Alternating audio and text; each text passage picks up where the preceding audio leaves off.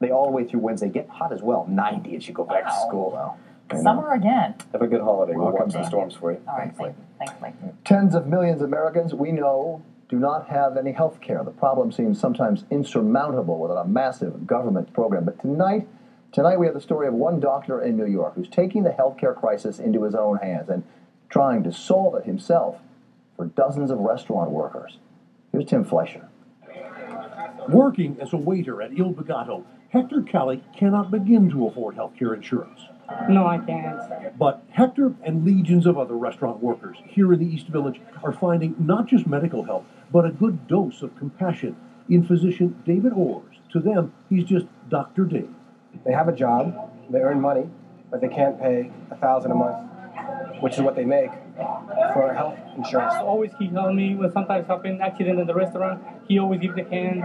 He's very, very, very good doctor. But Dr. Dave's dedicated work and belief that everyone deserves basic health care is now taking a giant leap forward, enlisting restaurants into what he calls the Restaurant Workers Health Care Cooperative.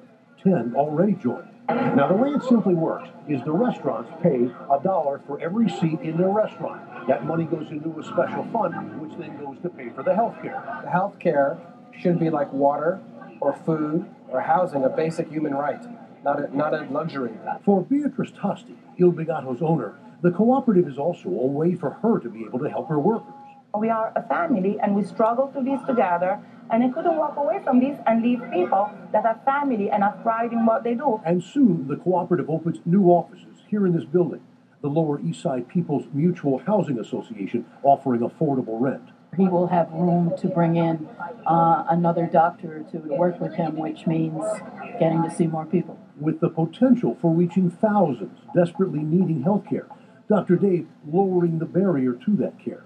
To fix things earlier, to intervene early, is 100 times less expensive than you wait for it to become a complicated case of pneumonia. Reporting from the East Village, Tim Fleischer, Channel 7 Eyewitness News. He's taking it into his own hands. Good for him. Coming up next, 61 pounds. And not even a year old yet. This is a one big baby. But first, a look at tonight's winning New York lottery numbers. And once again, the winning Mega Millions. And for those of you holding New Jersey